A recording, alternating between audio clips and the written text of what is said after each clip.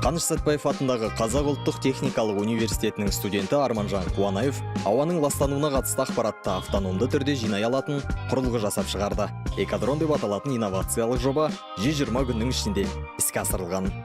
Осы проект 3-ші курстың ортасында басталған болатын. Осы проекттің мақсаты ол экологиялық направление бойынша ауаның ластануын зерттеу. Арманның ғылыми ізденісіне Алматы қаласының экологиясы себепші болған көрінеді. Дронның пайдасы ұшан теңіз, автоматтандырылған жүйе алдын ала белгіленген траектория бойынша қозғалады. Жүріп өткен жолын 3D формат түрінде модельдейді. Тиісті аумақтағы ауа сапасының индексін бағалауға, ылғалдылық деңгейін бақылауға мүмкіндік береді.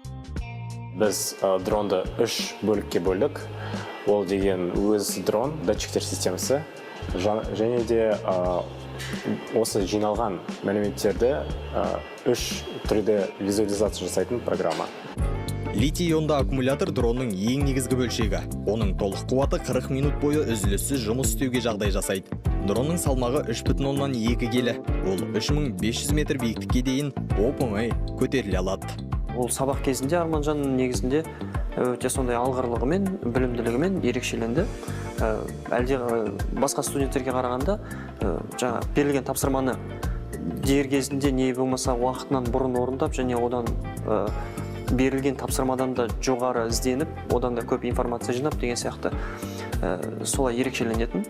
Экодрон ауа сапасын, оның құрамындағы азот оксиді, күкірт диоксиді сынды ластауыш заттардың мөлшерін анықтауға көмектеседі. Олай болса Арманжан дронды ұшырып, қандай нәтиже көрсететінін бірге талдап көрсетті.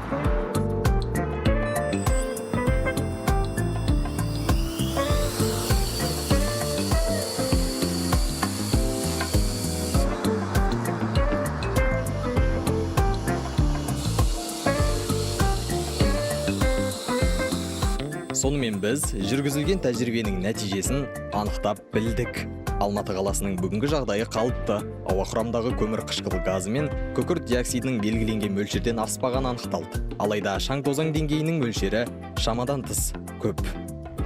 Енді осы зерттеу нәтижелерін қайда жібересіздер?